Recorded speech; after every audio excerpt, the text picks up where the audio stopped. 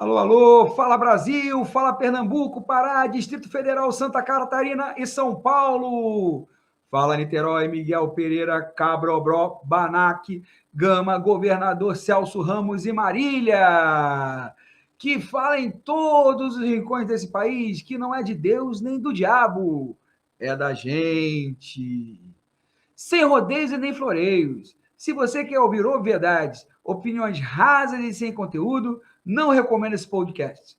Agora, se você quer mais que informação, se você quer opinião embasada em dados, análise crítica de fato e comprometimento com a sua inteligência, veio ao lugar certo e pode ouvir a gente sem medo. Disrupções é mais que um podcast, é uma necessidade dos dias atuais. Dias conturbados, turbulentos, nebulosos e enigmáticos. E é por isso que estamos aqui, para entender essa distopia que se tornou o Brasil e, quem sabe, ajudar a transformá-lo.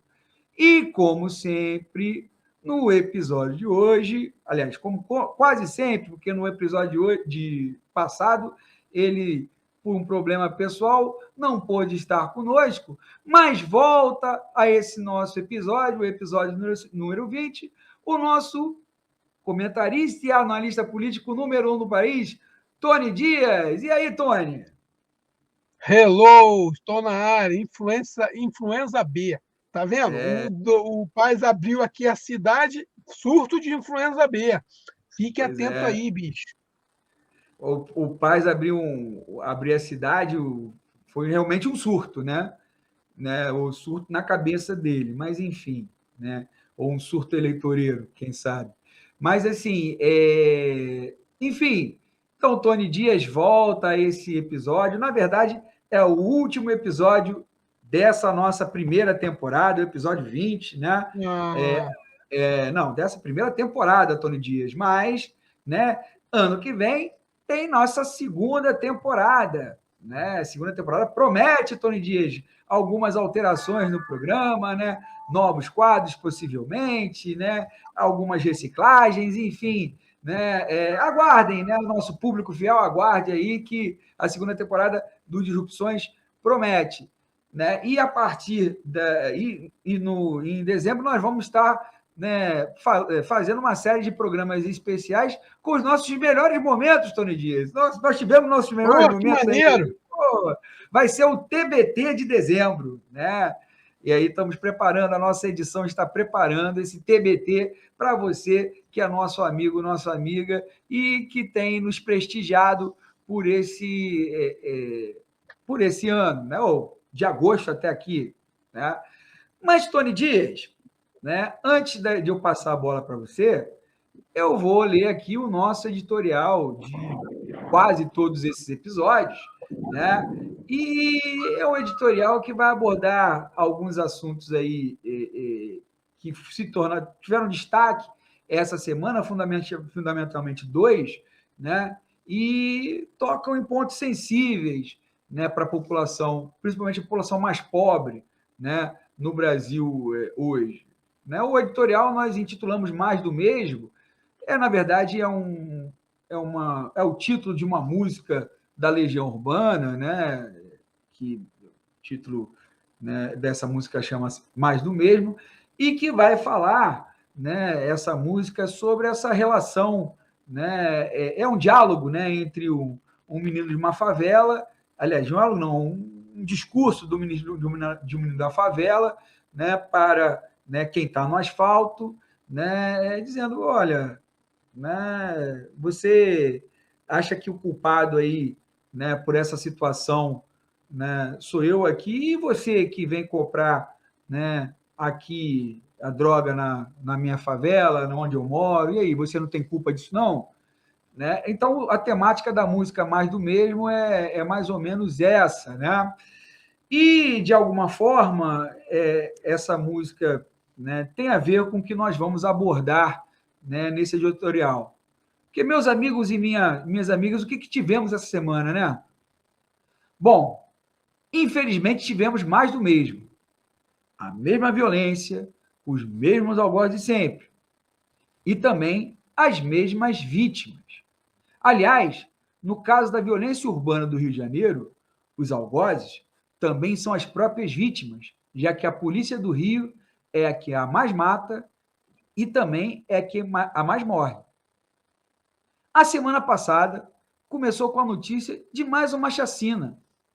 Mais uma chacina em uma comunidade pobre do Rio de Janeiro, uma favela do Rio de Janeiro. Mais uma vez, uma chacina ocorrida no Complexo do Salgueiro, em São Gonçalo, Rio de Janeiro. Digo mais uma vez, pois é recorrente notícias de mortes e chacinas nessa localidade, como já aconteceu em 2017. Nessa chacina incluiu a participação da Polícia Civil e do próprio Exército e vitimou, no mínimo, 8 pessoas, e na morte do adolescente João Pedro, de 14 anos, em 2020, ano passado. Fez um ano dessa morte, acho que na semana passada. Né? Para quem não conhece São Gonçalo, eu particularmente conheço bem, porque trabalho lá, inclusive trabalho dentro do Complexo do Salgueiro, um dos lugares que eu trabalho, vale dizer que a cidade tem uma população estimada de 1.098.357 pessoas, estimada, porque o último censo, em 2010, apontou, né, que em 2021 teria essa população, mas o censo não foi refeito, né? Inclusive por problemas aí do próprio IBGE na gestão do Bolsonaro. O que faz a cidade de São Gonçalo ser a segunda mais populosa do estado, só perdendo para a capital. Ocupa a 14ª posição no ranking do IDH do estado. Então, dentre as cidades do Rio de Janeiro, São Gonçalo, que é a segunda em população, ocupa a 14ª posição do IDH, o Índice de Desenvolvimento Humano, né, que leva em conta aí fatores socioeconômicos, né, acesso à saúde, expectativa de vida, né, PIB per capita, e 795ª posição do ranking do IDH no Brasil. Em 2018, São Gonçalo figurava na lista dos 10 municípios com mais de 1 milhão de pessoas com os piores índices socioeconômicos do país. Isso mesmo. Vivendo um cotidiano de violência, os moradores do Complexo Salgueiro são forçados a conviver com periódicos fechamentos de escola, sobretudo em função, né, de operações policiais, e um domínio ostensivo do tráfico de drogas, que impõe suas regras aos moradores. Obviamente, regras de criminosos são regras de criminosos. Só que as regras da polícia não são melhores, hein? Eu acho que é importante a gente colocar também isso na balança. Se não bastasse isto, estes moradores ainda são estigmatizados pela sociedade por viverem onde vivem. E não é raro serem abordados em batidas policiais nos arredores da comunidade, sobretudo se forem jovens e negros, mesmo sem estarem representando nenhum perigo aí iminente aos transeuntes, e muitos optam, né, em entrevistas para emprego em omitir o seu lugar de origem. Então, é muito comum, eu convivi muito aí com moradores que iam fazer entrevistas de emprego quando elas existiam, hoje em dia não estão mais existindo, né? Que falaram, não, se eu falar que eu moro no Complexo Salgueiro, não vão me dar, né, o emprego. Aí eu falo que moro em um bairro próximo, né, que é mais urbanizado, digamos assim. Ainda convivem, além desse fato, né, convivem com enchentes, aliás, enchentes também todo ano, e muitas pessoas perdem, né, casas, perdem utensílios domésticos, muita gente, né, já morreu em virtude das enchentes que ocorrem na comunidade. Em 2011 foi a principal delas, a maior, né, mas essas enchentes só ocorrem, né, todo ano, e todo ano, por exemplo, no colégio que eu dou aula, serve de abrigo as pessoas que perdem suas casas e seus utensílios domésticos nas enchentes. E quando não é enchente, existe um cotidiano de falta d'água, um saneamento que é praticamente inexistente lá, falta de energia elétrica e outras coisas que vão tornando a vida das pessoas cada vez mais complicadas para quem vive ali, que em geral são trabalhadores pobres. Esse cotidiano de abandono e falta de perspectivas, agravada com a crise que abate o país desde 2014 e que se intensificou com a pandemia e a inoperância do governo Bolsonaro, gera um terreno farto e fértil, né, para a proliferação do tráfico na região.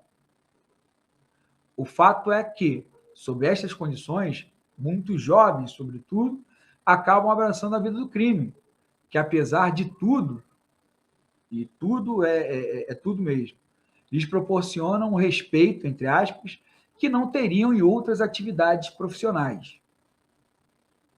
Foram esses jovens que morreram na operação de sábado, dia 20 de novembro, Dia da Consciência Negra. Inclusive, não só todos eram jovens, né? Existia um senhor de cerca de 65 anos, que era pai de um dos meninos que, segundo relatos aí de moradores, e apenas era pai de um dos meninos e foi entregar comida para esses meninos, né? Aliás, os de sempre, ou seja, as vítimas são as de sempre. Se eram bandidos ou não, não muda a análise. A juventude negra e pobre no Brasil vem sendo massacrada há muito tempo e de diversas formas. Dessa vez, foram encontrados 10 corpos, mas há relatos de muito mais. Esta foi mais uma chacina, dentre tantas outras, e parece que outras virão. Como diria o já citado Renato Russo, sempre mais do mesmo. Agora, mudando de assunto, outro tema que povoou o noticiário brasileiro e internacional foi o crescimento de uma quarta onda de Covid-19 em marcha pelo mundo. Países da Europa, sobretudo, voltando a adotar medidas mais rígidas de controle sanitário. Aqui no Brasil, a discussão gira em torno de cancelar ou não o carnaval do ano que vem. Bolsonaro se diz contrário. Particularmente nós aqui também. Num raro momento em que há uma concordância com o que diz o presidente da República. Porém, essa concordância se dá por razões totalmente diferentes. Nossas opiniões se embasam, né, em fatos e dados diferentes. O que move a opinião do Bozo não é uma sincera preocupação com a saúde do povo, já que tanto ele falou ao longo da pandemia, né, de abertura das cidades, né, de que a economia não podia parar, que o país não podia parar, e nunca priorizou essa questão da saúde. Todos os relatos da CPI da Covid apontam aí o descaso do governo, né, e o descaso barra, né, ilicitudes que foram assim, cometidas, né, no atraso de se adquirir vacinas. Então, o Bolsonaro não fala isso porque ele se preocupa com a saúde do povo, né? Isso não. Bolsonaro é contra o próprio carnaval, como expressão da cultura do nosso povo, principalmente o povo mais pobre e negro, o que causa repulsa ao próprio Bolsonaro e, em grande parte, de quem o apoia, seja por motivos religiosos ou seja por qualquer outro motivo. Parece até que, mesmo quando acerta, o Bozo erra, pois se o carnaval não deve acontecer, mais uma vez esse ano, se deve ao fato de ser por causar grandes aglomerações e por estarmos às portas da chegada dessa quarta onda. E a sua realização põe em risco os avanços que obtivemos no combate à pandemia, justamente com um avanço maior da vacinação. E aí não só o carnaval deveria ser cancelado, né? Mas os jogos de futebol com público, a Fórmula 1 com público, o Réveillon em Copacabana, os eventos religiosos presenciais, etc. No mais, é tudo preconceito mal disfarçado. E ainda tivemos Auxílio Brasil, prévio do PSDB, né, e outros assuntos aí que povoaram o noticiário. Mas isso é um abacaxi que Tony Dias vai descascar, ingerir e digerir para nós. Vai, Tony! Putz, bicho, você não dá moleza. Pô, se lembra? só Tinha um coisa boa. comercial. Não tinha um comercial do Sucrilhos que era vai, Tony! Pois é, vai, Tony! Cara, é tanta aberração que a gente vive que às vezes dá vontade de você entrar num desse tal de metaverso da vida aí e sumir. O que aconteceu aí em São Gonçalo, bicho, é o que vai acontecer por muito tempo. Enquanto a gente tiver uma polícia que não seja estratégica, enquanto a gente tiver uma desigualdade social muito grande, enquanto a gente tiver políticas de drogas equivocadas, não dá mais para a gente continuar com essa política de guerra contra as drogas, bicho. Tem que mudar. Você está vendo o que está acontecendo em outros países que mudaram a lógica da questão das drogas, que começaram a produzir riqueza através do uso recreativo, do uso medicinal, impondo regras. O que a gente tem que parar um pouco para pensar é que isso não funciona mais. A nossa polícia não funciona mais no modelo que ela tem. A nossa polícia ela foi criada, ainda mais a militar do Rio de Janeiro, ela foi criada para proteger a coroa, os caras que produziam café, os caras que produziam cana. A polícia não protege o povo, a polícia protege os interesses do Estado. Tem que mudar essa concepção toda. Então a gente precisa de uma grande renovação, a gente precisa de novas ideias. Como a gente vai encarar uma pobreza dessas cidades? São Gonçalo é uma cidade imensa, bicho. Para quem não conhece, São Gonçalo é muito grande, tem muita riqueza. Uma cidade que tem a Baía de Guanabara, bicho. Ali do lado. Tem água, tem parques ecológicos na cidade, uma cidade grande. Não pode estar à deriva disso, mas qual é o problema? A gente tem um processo político tacanho. O Rio de Janeiro, para quem não conhece, bicho, o Rio de Janeiro é uma grande favela. É muita violência, várias políticas equivocadas. Nós tivemos Garotinho como governador, nós tivemos Moreira Franco como governador, nós tivemos Cabral como governador, Pezão como governador, Rosinha como governadora. Olha as políticas que nós vivemos. Hoje a gente tem o tal de Cláudio Castro, o Wilson Witzel. Esse foi o governo do Rio de Janeiro nesses últimos 20 anos, governo de direitas. E aí? Você falou Pezão também? Não falou não, né? Tem que lembrar Pezão também. Pezão, Garotinho, há 20 anos. Esse é o governo aí de direita, de extrema-direita, de conservadorismo, liberalismo. E a merda que a gente está hoje. Nós temos a Petrobras aqui no Rio de Janeiro, bicho. Pô, praticamente a maior parte das estações de petróleo do Brasil está no Rio de Janeiro e a gente vive nessa miséria. Por quê? Por que a gente vive nessa miséria? Por que tem essas chacinas? É porque a gente tem que mudar um pouco as nossas ideias. Essas ideias conservadoras, essas ideias de. Não sei o quê. Chega, bicho, não está surtindo mais efeito, o país está quebrado. O país está quebrado por quê?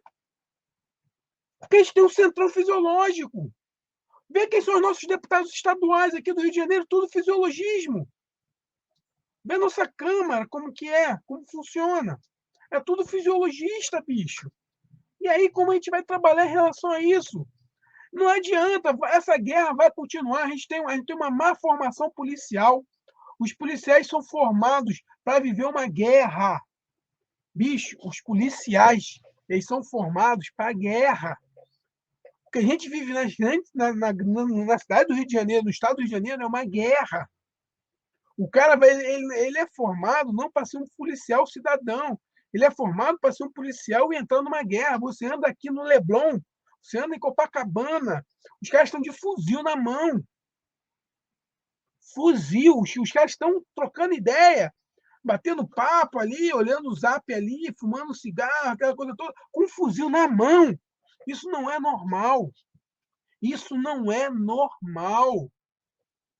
A gente não para perceber isso.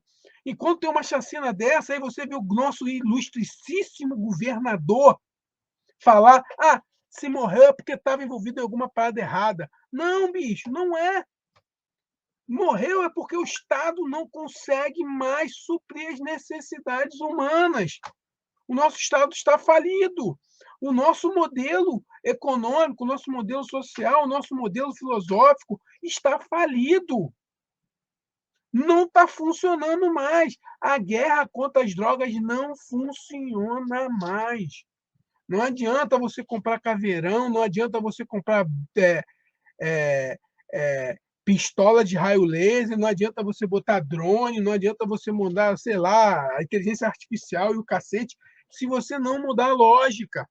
Vai continuar morrendo gente, sim. Tem que legalizar, tem que descriminalizar isso quanto antes. Tem que mudar a política, é, tem que tratar isso não com essa ignorância toda. Isso não funciona mais. A gente está em pleno século XXI. Esse conservadorismo todo só vai levar a mais e mais e mais e mais e mais chacinas. Só vai levar, e quem vai se lascar é quem está ali, é esse cidadão que precisa pegar a bodega do ônibus ali para atravessar a ponte, para poder chegar no seu emprego no Rio de Janeiro, para ganhar um salário medíocre, um salário horrível, e voltar de novo, levar 1 hora, 2 horas para poder chegar, para poder trabalhar, para poder sustentar sua família. Está na hora da gente mudar essa lógica, bicho. Não dá mais.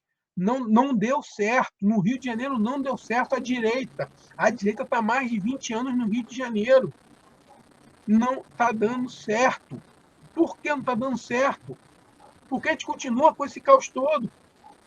Só tem fisiologista, vai na Assembleia, veja quem são os deputados estaduais. A gente vai ficar aterrorizado. Assista. Eu assisto a Assembleia Legislativa, tem aí a LERJ TV. Vai assistir lá para você ver. Vai ver o nível dos nossos deputados estaduais. E aí a gente vai ver por que está essa falência toda. São pastores, são milicianos, são personalidades ali de algumas cidades ali que conseguem fazer um consórcio, conseguem ter o voto para poder botar o cara lá. São funcionários públicos. Então a gente está muito mal parado, bicho. Então os caras não conseguem legislar, porque os caras só vivem em cima de interesses. E aí você vai vendo cidades ricas que você vê Japeri, vê Seropédica, vai ver a pobreza dessas cidades. Vai rodar pelo sul do estado aí, centro-sul, para tu ver as cidades todas pobres demais. E aí você tem cidades que tem algumas pessoas ricas e a grande maioria é tudo pobre. Essa é a política, por isso que não vai funcionar. O que aconteceu em São Gonçalo é um momento de repensar tudo. A gente precisa repensar essa política de drogas. Não dá mais. Não dá mais para a gente viver esse cenário de guerra às drogas. Bicho, o cara que usa droga, ele vai usar droga. Ele vai usar, ele é dependente, ele é viciado, ele é doente, ele vai usar, ele não quer saber, tem uma adicção. O cara que vem está ganhando dinheiro, e esses caras que vendem na favela, eles não são os cabeça. Eles não são o dono da parada toda. Eles não são o dono do meio de produção. Tá entendendo? Eles apenas estão ali porque, como foi dito no texto, eles não têm outra alternativa. Eles não têm emprego. Ô, Tony, é muito claro, quem vive, quem trabalha, é um emprego que tem lá, entendeu? É ocupação, é o que dá emprego, é isso. É como se é como se você você falou que estava procurando emprego, né? Botou teu currículo no LinkedIn, né? É isso. O LinkedIn lá é esse, cara. Não tem essa parada, não. É isso. Né? Não tem nenhuma política pública voltada para essas comunidades para que formar esses jovens, de fato, né? Ocupá-los em outra atividade, pagá-los, né? Relativamente bem, até porque hoje, né, em média, o tráfico já ganhou até mais. Os meninos estavam na boca. Tá pagando bem, não. Hoje em dia não tá essa coisa toda, né? Mas ainda assim é mais do que ele ganharia no emprego de carteira assinada aí fora, né? Entendeu? Ou a mesma coisa, Zé. Ou a mesma coisa. Né? Só que ali, o lance todo ali ele vai ser respeitado, né? Só que ali ele botou um fuzil Tem a questão do na mão para ser respeito respeitado. que você falou bem. Desculpa até estar te cortando, é porque esse assunto me deixa enojado. Sabe por quê? Porque isso é uma política de 20 anos, bicho. É a mesma política. O Witzel, o Cláudio Castro, o Pezão, o Cabral, o Garotinho, são a mesma política, são os mesmos grupos, são as mesmas pessoas que estão no poder. São O as mesmas Marcelo pessoas que estão Alencar, no na poder. gestão do Marcelo Alencar, tinha o general lá, não era o Newton Cruz, não, era o outro, que eu não me lembro o nome agora, mas era um desses aí que criou a chamada gratificação faroeste. Eu não sei se você se lembra disso, né? Que era o Mais seguinte, ou menos. o policial que mostrasse produtividade, e produtividade às vezes é matar, né? É matar, bicho. Ele ganharia um abono no salário dele, rapaz, né? Era isso, né? E de lá para Essa cá lógica você não vai teve acabar nunca. políticas, você teve a institucionalização dessa mentalidade.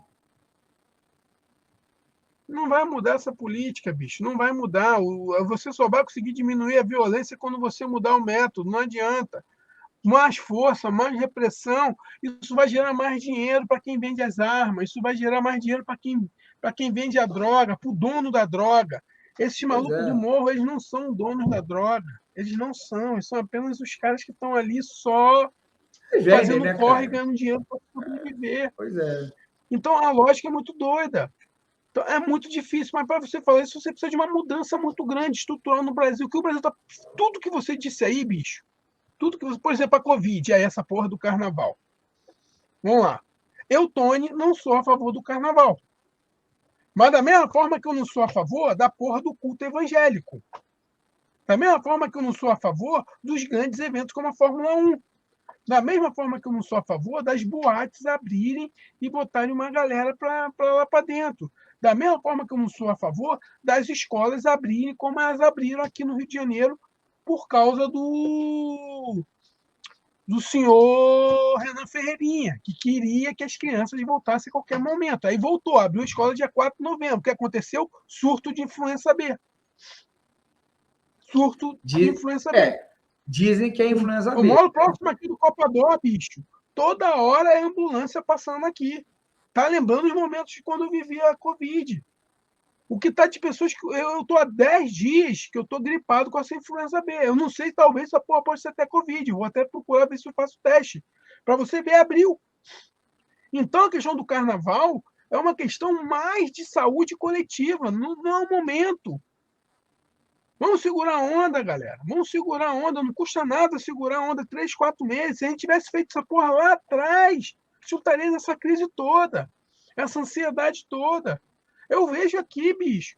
Eu moro no Fervo. Aqui é a noite toda a galera aqui largada. No Rio de Janeiro, tipo assim, o cara pode andar sem máscara, não tem como criticar mais o cara. Aqui tá liberado. Então as pessoas estão saindo pra rua e dane-se. Tô nem aí, entendeu? Entro no mercado, e aí o cara do mercado vai falar o quê? Entra. É óbvio. Né? Eu não vou Entendeu? vender para você Então, porque estou aberto, né? e aí eu fui pesquisar essa nova variante aí, a Omicron. Omicron. Omicron. É Omicron. O nome grego. Omicron. Bicho, olha só, pro Ciro Nogueira. O Ciro Nogueira. Porque quem manda no Brasil é Arthur Lira e Ciro Nogueira. Bolsonaro é apenas um. Bolsonaro ficou ontem o dia inteiro falando. Fechar aeroporto para quê, né? Ciro Nogueira ontem falou que fechou proibiu a entrada de 6 países aqui no Brasil, suspendeu a entrada 7. de 7 países.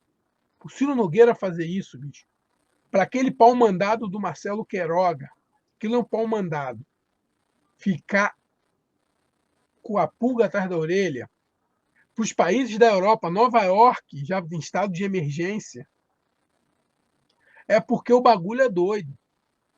Porque a gente, quando eu pelo menos, quando faço análise, eu tenho o hábito de olhar todos os francos. Eu vou desde a extrema-direita até a extrema-esquerda, lendo tudo. Eu acho que essa parada é muito cabulosa. O que está acontecendo hoje aqui no Rio de Janeiro, esse surto de influenza B, está com surto de influenza B. E não era para ter influenza, não. Eu tomei vacina, bicho. Eu tomei. Imagina se eu não tivesse tomado a vacina da influenza. Eu tomei a vacina da influenza. Eu tomo há mais de 15 anos a vacina. Bem mais de 15 anos que eu tomo essa vacina da gripe. Peguei gripe, meu filho voltou por 10 dias que eu estou angustiado, não consigo sair de casa. A minha esposa também mal, meu filho melhorou um pouco, mas não tive febre. Mas há 10 dias que eu estou com essa coriza nojenta aqui. Daqui a pouco vem a tosse seca. E aí? Por causa de quê? De proselitismo político. O que está acontecendo no nosso país hoje, bicho, é que a gente está com um bando de caras que não sabem fazer política pública. A gente está com um bando de embusteiro. Daniel Sorães, eu dou o nome aos bois mesmo, tem que dar o nome aos bois. Esse secretário de saúde do Rio de Janeiro, esse cara é um criminoso. Pode ter certeza que se eles não mudarem essa política, se eles não começarem a endurecer, esse papo da imunidade de rebanho, 70% não está funcionando. Tanto não funciona que tem uma cepa nova. O Rio de Janeiro está cheio de turista, bicho. Tu anda na rua aqui, é uma porrada de turista andando para cima e para baixo. Vamos ter um pouco de precaução. Eu também estou angustiado, bicho. Eu fiquei 20 meses. Eu estou quase 20 meses sem sair de casa, trabalhando em home office, fazendo as coisas em home office. Eu sempre fui um cara da rua. Está na hora da gente começar a pensar, será que está valendo a pena isso tudo? Será que daqui a pouco, se essa cepa nova começa a se enfurecer, se ela cresce, será que a gente está preparado de novo psicologicamente para um novo problema desse de fechamento? É por isso que eu falo, a gente está tá lascado, porque a gente tem um péssimo presidente, a gente tem a pior Câmara dos Deputados de todos os tempos. Essa Câmara dos Deputados lá e Senado são tudo proselitista político, é tudo caras que não tem vergonha na cara. A grande maioria desses caras entraram na onda Bolsonaro, se elegeram para salvar a família brasileira, e a família brasileira é uma das piores do mundo. A família brasileira é aquele pai que faz um filho na mulher e vai embora e não quer pagar a porra da pensão. A família brasileira é aquele cara que mete a porrada na porra da mulher e está domingo no culto, orando a Deus, pedindo misericórdia pelos seus pecados. Essa é a família brasileira. Às quarta-feiras, os puteiros do Rio de Janeiro estão tudo lotado de vários cidadãos de bem. Essa é a família brasileira. Essa é a família brasileira. Quando não está com travesti, né? Exatamente, essa é a família brasileira. E aí esses caras todos fizeram essa algazarra e a gente está nesse caos hoje, social, político, econômico, financeiro, justamente por causa desses caras moralistas, esses caras das igrejas que entraram para a política.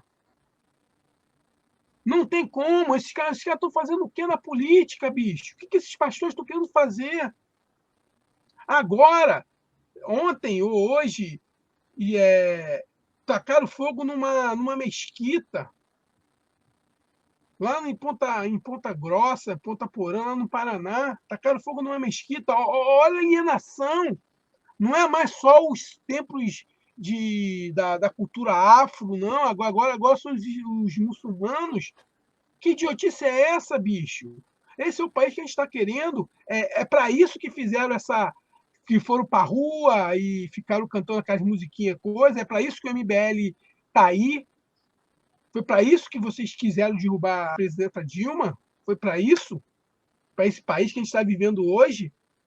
Com uma necropolítica? Com um presidente insano? Com legisladores que não têm a hombridade de dizer para quem deu o dinheiro, um dinheiro público. O que seu Rodrigo Pacheco, seu Arthur Lira fizeram essa semana, bicho. Se é em qualquer país sério do mundo, esses caras estavam na rua, estavam presos, mas não. Para que eles deram dinheiro? Só esclarece o que eles fizeram agora, né? Por quê? Por que toda essa coisa? Por que estão com medo de mostrar para quem eles distribuíram o dinheiro? Por quê? É dinheiro nosso, bicho. É dinheiro do imposto que a gente paga. É dinheiro do nosso trabalho. Para que não dizer quem são os caras? É muito fácil. Você pega Qualquer estagiário, se você bota o estagiário ali, ele consegue em um dia menos, ou algumas horas, ele consegue dar a relação para onde foi o dinheiro. Não dá para rastrear. Por que não dá para rastrear? Mas são tudo cidadão de bem. Nós somos cidadão de bem. É esse cidadão de bem, então bota a porra dos comunistas lá, bota os maconheiros, então, bota as piranhas, bota os viados. Bota os errados para governar esse país. Tira os cidadãos de bem da porra do governo. Eu tô ficando muito angustiado, bicho, porque não dá. É tanta hipocrisia. O cara é base do governo. Diz para quem deu o dinheiro, mas não querem dizer. Não querem, são cidadãos de bem. Não, cidadão de. Por isso, quando eu ouço um cara falar sou cidadão de bem, eu já saio de perto dele. Então a gente está vendo essa hecatombe, bicho. Esse é o país do Bolsonaro. E agora tem esse marreco aí, o Sérgio Moro, que, na verdade, é um Bolsonaro punitivista. É pior do que o Bolsonaro, o Sérgio Moro. Ele vai ser pior do que o Bolsonaro. Anotem isso aí. Sérgio Moro, o presidente, vai ser pior do que o Bolsonaro. O Bolsonaro, pelo menos, ele ainda é previsível. O Bolsonaro é um cara previsível. Você sabe que ele fala as merda dele, que ele é assim. Ele é um cara previsível. Sérgio Moro não. Sérgio Moro é canalha. Sérgio Moro vai ser uma das piores coisas que vai acontecer no Brasil. Anotem isso aí. Tá entendendo? Então a gente entrou num caos muito grande, Zé. A gente entrou num caos muito grande. E a gente não tem como sair mais. Não tem. Não tem. Porque se essa quarta onda chega, bicho. Se essa quarta onda chega, a gente não não é tem se mais. ela chega, ela vai chegar, né? O problema é o grau do preparo que nós vamos ter para enfrentá-la, né? Como a gente vai enfrentar? E aí, será que a vacina realmente vai surtir efeito? Será que a vacina vai surtir efeito? Será que Tomara. o que o Eduardo Paes. Será que o Eduardo Paes está fazendo na gestão do Rio de Janeiro vai ser condizente com isso? Eu falei, bicho, o Eduardo Paes é um grande de um proselitista. O Eduardo Paes, ele governa com qualquer pessoa, ele quer o poder, ele governa por governar. E ele botou uma equipe do lado dele, cara, com as figuras, uma das piores figuras. Ele botou uma galera ali cabulosíssima, tá entendendo? Ali para apoiar ele. Então, a gente está num caos. Esse surto de influenza foi gerado por quê? O que tem de criança que está hospitalizada, idosos que estão hospitalizados, que está começando a sucatear, está começando a estressar o sistema de novo. Faltava 2 meses para acabar as aulas, bicho. Por que botar todas as crianças de novo na escola? Vai alterar em que isso aí? Ia alterar em que, Daniel Sorange? Ia alterar o que, Renan Ferreirinha? Ia alterar em que, Eduardo Paes? 2 meses para acabar o ano. Se entupir as escolas, como está entupindo. Aí eu vejo as crianças na rua, o grupinho, porra. Todo mundo sem máscara, não está podendo andar de máscara na rua, então quando entra na escola eles botam a máscara. Mas o caminho de casa vem aquele grupo ali de 10, 15 ali zoando, porque eu também fui criança, eu também zoava também na rua com meus amigos. E bota a mão aqui, passa a mão aqui, beija ali, pirulito aqui, pirulito lá. E vai. É isso? É para isso? E isso ser um prefeito? Então o problema todo é que a gente está nessa pegada, Léo. O problema todo é que a gente precisa de novas ideias. A gente precisa de novas utopias. A gente precisa de novos líderes. A gente não tem uma liderança mais no Brasil. Vamos pegar na esquerda. Quem são as lideranças de esquerda? Que são interessantes. Gabriela Priori. Gabriela Priori. Olha a nossa liderança de esquerda. Boulos. Manuela Dávila. Tá entendendo? A gente está precisando de novas pessoas com novas ideias. Essas pessoas que você citou até são novas. Eu não sei se elas têm novas ideias, né? Se elas não são mais do mesmo, né? Isso. A questão é essa. É mais do né? mesmo. E aí a questão é isso, né? A Priori virou sei se você, a Gabriela Prioli na CNN, depois que ela deu aquela. Não, bicho, novas ideias! A gente precisa de novas ideias, a gente precisa de novas utopias, a gente precisa de novos sonhos, precisa de novas perspectivas, novas realidades. Não está dando mais. Enquanto isso, a direita, a galera que é de direita, conservador, não digo nem conservador, esses caras que gostam do viu metal, vão ficando mais ricos e tomando mais poder. Você vai ver, galera, tu vai ver as eleições para os candidatos para 2022 que vão ser eleitos. A gente vai botar uma Câmara pior do que a gente já tem hoje. Vai botar uma Câmara pior. Pior. Por quê? Porque não surge novas lideranças. E a esquerda também não quer sair da sua zona de conforto, porque está todo mundo querendo só a porra do seu mandatozinho lá. O cara, ele faz campanha para poder ser eleito deputado. Ele não faz briga o tempo inteiro. Ele quer pegar lá ser eleito para poder pegar as 40 patas que ele vai receber por mês lá, papá, botar lá os chefes de gabinete. É isso. A esquerda se limitou a uma questão eleitoral. E por isso vai tomar surra de novo, bicho. Então a gente precisa de novas utopias, a gente precisa de novos modelos, Zé. Novos modelos para tudo mesmo. Senão a gente está lascado. Só para esclarecer aí a quem está nos ouvindo, quem está nos vendo, o Tony citou o Rodrigo Pacheco e o Lira, eles assinaram aí ontem, né, me parece, uma nota conjunta entre os presidentes do Senado e da Câmara, dizendo que não é possível, né, revelar o nome, né, das pessoas a qual foi destinada aí as emendas parlamentares conhecidas como orçamento secreto, né, para de 2021. Eles só vão poder noticiar o daqui para frente. O passado eles não tem como noticiar. Segundo eles, obviamente, né, foi uma exigência do STF que liberasse o nome aí de quem foi beneficiado aí pelo orçamento secreto, e eles estão dizendo que não é possível, mas vai ser possível daqui para frente, mas para trás não. Né? É o típico jogo de quem não quer resolver nada, né, Tony? Mas Exatamente. eles querem descumprir uma decisão do STF e estão arrumando um pretexto para isso. Se o STF vai engolir ou não, aí já é o problema do STF. Né? A gente aqui não engole. Né? E Tony, assim, não dá mais. E Tony, assim, a gente vai terminando aqui o editorial, essa rodada aí de discussão sobre o editorial, né, justamente com esse, né, ponto aí que o Tony destacou, né, sobre o que foi abordado no editorial, né, e que realmente a gente precisa de novas lideranças, mais do que novas lideranças, novas ideias, né, porque a cara pode ser nova, se não tiver uma cabeça nova também não adianta muito, né? Eu cito alguns aí, né? A gente poderia citar vários outros, né? Mas o fato é que a gente precisa de ideias novas, né? Propostas novas, né?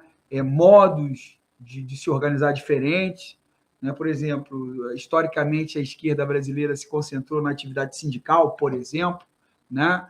E falar em sindicalismo no Brasil, né, hoje, eu acho perda de tempo, na minha humilde opinião. Né, se você não tem emprego, já tinha uma atividade sindical, sempre foi muito restrita no país, né? Muito restrita. Né? Com essa questão do desemprego estrutural cada vez mais aumentando, a atividade sindical vai cada vez mais, né, sendo esgarçada. Então, o peso hoje dos sindicatos é quase irrelevante, né, digo eu. Já teve um peso muito maior, né?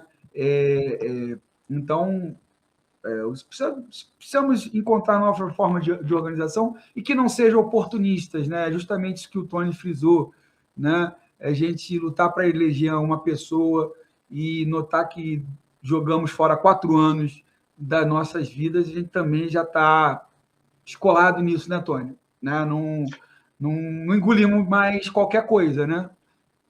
Cara, uma coisa que eu estava falando com o Zé antes de começar, o problema todo que eu tô passando por um momento de vida que, tipo assim, eu vejo o discurso de algumas pessoas em todos os aspectos políticos. Não é porque eu sou um cara que eu tenho ideias progressistas, não é porque eu gosto de que eu me considero uma pessoa voltada para a esquerda, que eu também não vou deixar de falar da esquerda também não, bicho. A esquerda precisa sair da sua zona de conforto.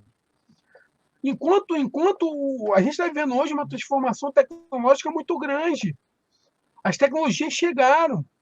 Praticamente, se você for ver quem são os desenvolvedores hoje, os programadores hoje, praticamente todo mundo tem viés de direita.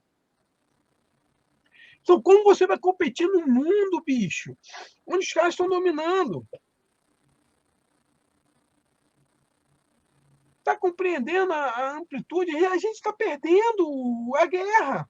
Não é porque está perdendo a guerra, porque a gente está numa zona de conforto. A gente está numa época pré-zap, bicho. Os caras estão ganhando dinheiro. Por exemplo, se o Disrupção fosse um programa de direita, com certeza a gente estava já monetizando. Com certeza estava monetizando. Mas por que a gente não monetiza? É porque a esquerda olha. Não é Leonardo Atushi. Não é Leonardo Stoppa. Não é não sei quem. Não é não sei. Tipo assim, fica só naquela meia dúzia daqueles proselitistas, daqueles caras que falam o que eles querem ouvir. Porque a gente tem que entender o seguinte: a Gadolândia não é só da direita, não, bicho. Na esquerda também tem Gadolândia. Fake news também rola na esquerda direto também. Existem vários sites aqui na esquerda que são sites que propagam fake news, que propagam mentira. Tá entendendo? Tá na hora de começar a enxergar quem são os caras que atrapalham todo o desenvolvimento. Porque é muito fácil ficar falando o tempo todo de guerrinha, guerrinha, guerrinha. Vamos propor soluções. Quem aqui na esquerda tem soluções? Eu não vejo ninguém falando de soluções, são poucas as pessoas. Eu não vejo quase nenhum influenciador de esquerda propor soluções. A solução que propõe é o seguinte: garotinho, vamos botar um iFood aí, vamos vender aí, vai ser empreendedorismo. Temos que empreender. Não temos que empreender, não, bicho. Chega! Essa bodega de empreendedorismo que a gente está praticando hoje no Brasil é o pior empreendedorismo que tem. É esse empreendedorismo compartilhado, onde que ninguém é dono de nada. Então, se esse cara dá uma porrada com o carro do Uber aqui, ele está lascado se ele não tiver seguro. Quem vai cobrir as porras dele toda? Enquanto isso, o pessoal da Faria Lima, ó, bota até touro lá na porra da Faria Lima para tirar onda com a nossa cara. Tá entendendo? Retiraram Então, o tipo touro, assim, né? arrancaram o touro, mas arrancaram o touro. Mas a ideia continua, né? Mas eles tiraram onda, eles tiram onda. Então, todo o desenvolvimento tecnológico, bicho, a gente está perdendo. A gente está perdendo. A esquerda está perdendo a oportunidade. Está deixando. Eu estou cansado já de falar. Estou cansado. De novo, vai deixar todo chegando novas tecnologias aí e todo mundo ainda pensando ainda, vamos empreender vendendo. Não, bicho. Não tem que empreender, não. Tem que sentar, vamos juntar dinheiro, vamos ensinar os moleques a programar, vamos ensinar os moleques a desenvolver, vamos ensinar o tiozão a desenvolver. Vamos pegar a galera com 40 anos, 50 anos, vamos ensinar programação para todo mundo, vamos concorrer também, vamos procurar os melhores postos de trabalho. Chega! Enquanto isso, os caras vão comendo filé mignon e a gente vai comendo lá o pé de galinha na Black Friday a R$ 8. Isso aí. E, Tony, né, terminamos aqui essa rodada de discussão sobre editorial e agora, meu querido Tony Dias, nós vamos pegar um buraco de minhoca e vamos desembarcar na Paralelolândia. E como sempre, Tony, você vai definir para o nosso amigo, nossa amiga ouvinte, o que não está nos assistindo, o que é essa Paralelolândia, o Tony Dias? Bicho, a Parolândia dessa semana é um pouco diferente. Aham, É a é Parolândia do lado de diferente. cá, que tem Parolândia também do lado de cá também. A gente sempre está falando mal de lá, mas aqui também. A gente não vê muito o que rola aqui entre a gente também, não, bicho. Então, esse metaverso, multiverso Parolândia é um local onde acontecem as aberrações, onde a gente vive um mundo imaginário, aonde que tudo é perfeito, lindo, maravilhoso, como já Caetano Veloso, é isso que ele dizia mesmo na música, Tudo é lindo, tudo é mas maravilhoso. Tudo é divino, tudo é lindo e maravilhoso. maravilhoso, a gente vive essa utopia. E, na verdade, não é isso. Na verdade, o nosso amiguinho aí, o presidente Lula, eu gosto muito dele. Mas, porra, Lula, Não, defender Daniel Ortega, deixa eu colocar aqui o que o Lula falou nessa semana no El País. Né? O El País é um jornal. Né? Na verdade, fez uma entrevista com ele, entrevista, né, foi bem mais longa do que essa aí, do que esse trecho, né? Mas esse trecho ganhou destaque. E a direita bateu muito no Lula por causa disso. Né? Infelizmente, eu não vou concordar com a esquerda, com a direita, né? No teor das críticas ao Lula, né? Mas eu vou ter que criticar também o Lula, né? Nesse sentido. Por quê? O que o Lula falou? Eu vou ler, né, o que o Lula falou aí para justamente aqui. PT celebra a eleição fraudulenta de Ortega na Nicarágua, mas volta atrás e tira a nota do ar, né?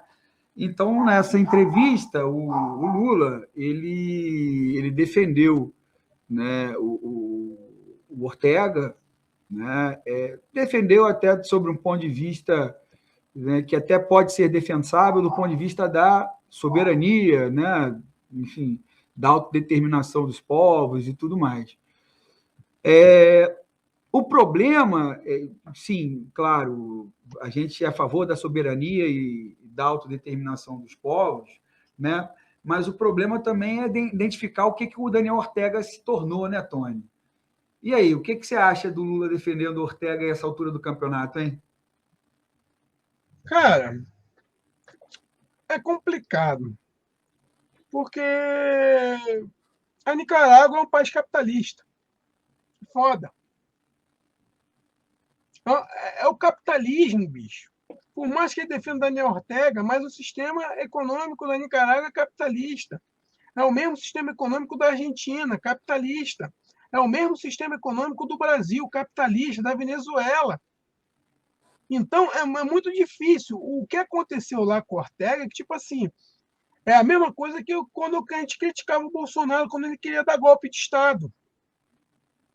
Quando o Bolsonaro fez aquela pantomima ano passado, que ele queria dar o golpe de Estado esse ano, que fez aquele 7 para dar o golpe de Estado e não conseguiu dar o golpe de Estado, é a mesma coisa. Daniel Ortega fez um golpe de Estado para poder permanecer no poder. O que acontece hoje é que as democracias, bicho, elas estão tão defasadas, elas precisam de novos rearranjos, ela precisa de novos ares, de novas utopias, porque senão elas vão ficar defragadas. O que acontece? A democracia, quando você vê o próprio Estados Unidos, a ameaça que os Estados Unidos têm de virar uma ditadura é muito grande.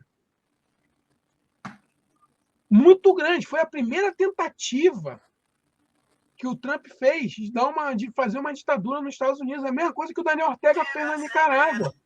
Só que ele quer dar uma. Só que, como é voltado para a questão da esquerda, o Lula passa a mão na cabeça. E não é para passar a mão, bicho. Ditador é ditador. Até porque Ditador é ditador. Até porque o Daniel Ortega, o que gerou a revolta de muitos nicaragüenses lá contra ele, inclusive da base sandinista, assim, líderes sandinistas históricos romperam com Ortega, e eu tenho muita admiração pela Revolução Sandinista, né, pelo processo que houve lá. Conheci muita gente ao longo da minha vida que foi na Nicarágua, um dos meus melhores amigos faleceu aí alguns anos atrás, ele foi uma das pessoas que saíram aqui do Brasil na época da Revolução, da implementação da Revolução lá nos anos, final dos anos 70, início dos anos 80, né, para ajudar, né, nas brigadas internacionais, para ajudar a consolidar a Revolução lá sandinista, né? Então eu conheço um pouco o processo, né? Então tem uma referência. E o Ortega, ele era uma liderança, né, naquele, não era nem a principal, era uma das, né? Mas o Ortega de hoje não tem nada a ver com aquele Ortega Não, que assim, ajudou aí ao processo do revolucionário sandinista nos anos 70, final dos anos 70 e nos anos 80. O Ortega hoje implementou políticas neoliberais na Nicarágua. Neoliberais, ele fez uma reforma da Previdência, estilo nosso aqui, que a gente combateu, e foi por causa disso que o povo, né, saiu às ruas contra ele. Né? O Daniel Ortega, ele mandou a polícia baixar o sarrafo no povo que estava protestando. O Daniel Ortega persegue membros, quem está à esquerda dele, não é só quem está à direita, não, ele persegue quem está à esquerda dele. Né? Quem aponta, não, isso e você, Ortega, você traiu os nossos ideais, ele persegue isso aí. Né? Então, ainda bem que o PT retirou a nota, né? Menos mal, né? Mas tá lá, ficou registrado. Lula não dá para defender Ortega nesse momento. O ponto obviamente, a gente não é a favor de nenhuma intervenção estrangeira, né, para derrubar governos. Isso aí obviamente isso tem que ficar bem claro. Mas defender, né, esse tipo de governo populista, esse tipo de populismo que o Ortega caiu, eu acho assim, um desserviço, né, que o Lula está prestando, de fato. Né? E sabe-se lá por quê. Ele está falando, ele está fazendo isso. Essa é uma Paralelolândia. Né? Por que é uma? Porque justamente na visão, né, do Lula está a visão do Ortega lá dos anos 70, ou da Revolução Sandinista dos anos. Não é.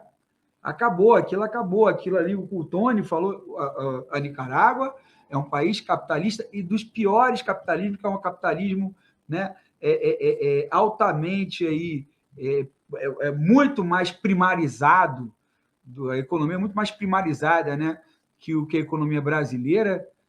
O Brasil ainda teve um processo industrializante, né, importante no século XX, a Nicarágua não teve, né?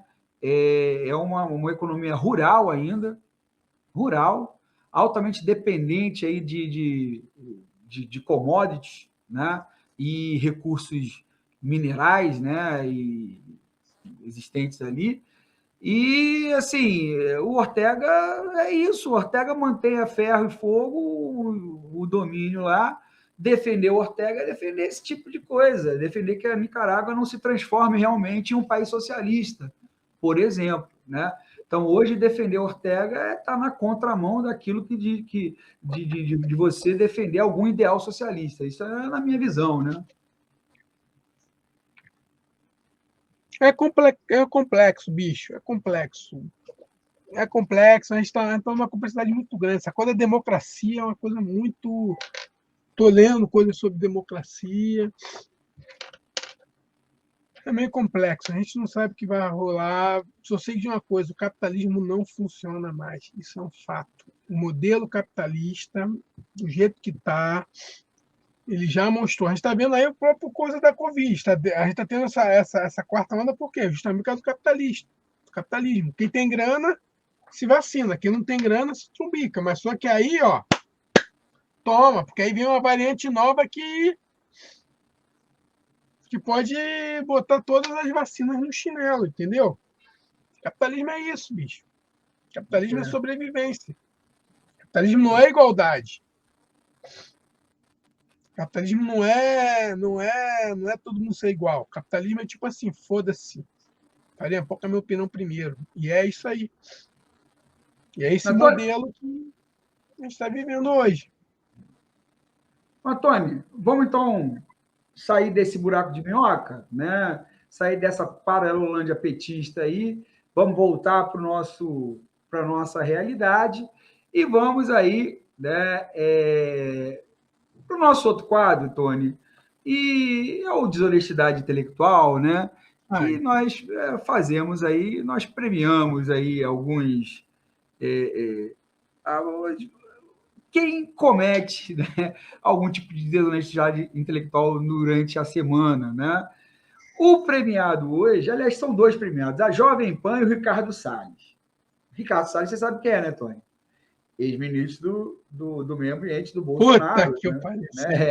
pois é ele, Ricardo Salles, né? Que está metido aí em algum escândalo de contrabando de madeira, né? Está sendo investigado pela PF, inclusive o Bolsonaro mandou afastar o delegado que iniciou, né, as investigações sobre o delegado ou superintendente que iniciou as investigações sobre o envolvimento do Ricardo Salles nos contrabando aí de madeira da Amazônia, né? Então, na gestão do Ricardo Salles, inclusive, né, que houve o aumento exponencial do desmatamento, né, na Amazônia, que nós comentamos aí alguns programas passados, se não foi no programa passado, tudo obra do Ricardo Salles. O Ricardo Salles foi a Jovem Pan, a Jovem Pan, Tony, né? Esse veículo, né, de comunicação isento, né, altamente, digamos assim, imparcial, né, e de conteúdo progressista, digamos assim, né? Jovem Pan está se tornando a voz da extrema direita hoje no Brasil, né? O veículo de comunicação, né? É, é, principal da extrema direita no Brasil, não que os outros não sejam, né? Mas a Jovem Pan está se superando. E a Jovem Pan chamou o Ricardo Salles para uma entrevista, mas sabatina, eu nem sei qual é muito o programa lá deles, não, né? Mas chamou. E o Ricardo Salles, o Tony, ele me saiu com essa pérola. Política diferente, só um segundo. Com relação ao que a política é diferente do Sérgio Moro, é a política da dissimulação, né? Da traição. O cara aceitou ser político, aceitou ser ministro do Bolsonaro, sabendo que não tinha nada a ver com o governo, que ele é de esquerda, que ele é contra as armas, ele é a favor de droga, ele tem uma visão. O Moro é comunista, lógico que é comunista. Comunista no sentido.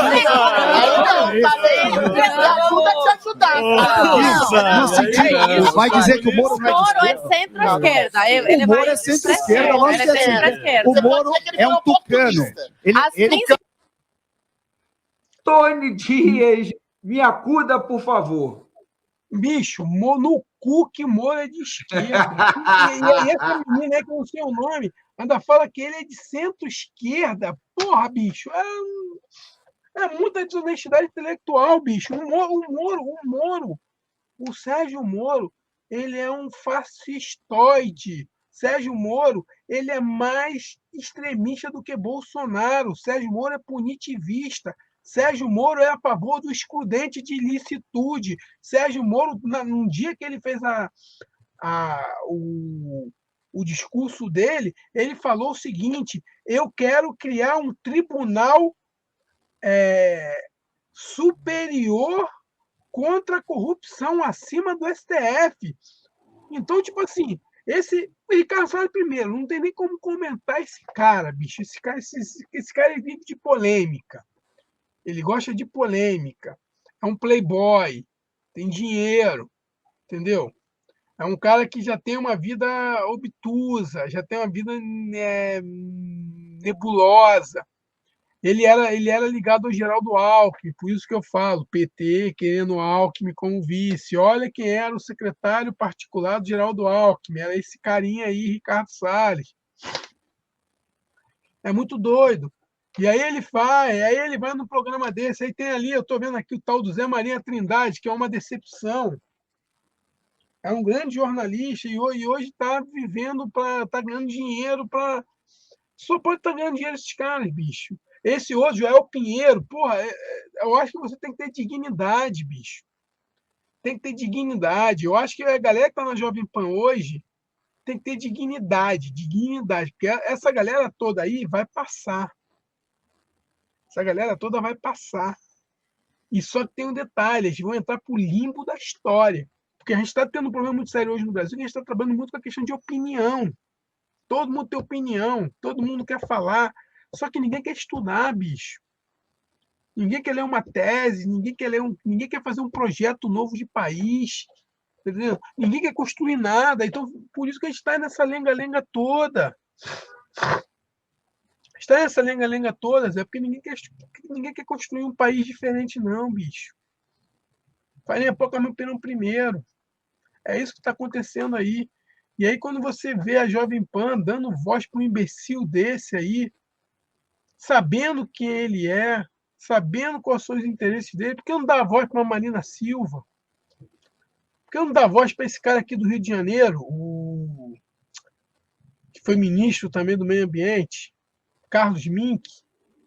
Tá entendendo? Por que não dá voz para os indígenas? Tem que dar voz para esse cara. Então, bicho, a gente está lascado. E o pior de tudo é que a gente fica compartilhando isso. A gente não compartilha as boas ideias. A gente não tá, a gente está vivendo uma distopia muito grande que essas aberrações elas tomam conta do nosso dia a dia, essas desonestidades intelectuais. Isso tá deixando a gente muito angustiado, bicho. Porque é só isso que se comenta. Ninguém comenta de um país próspero. Tá entendendo?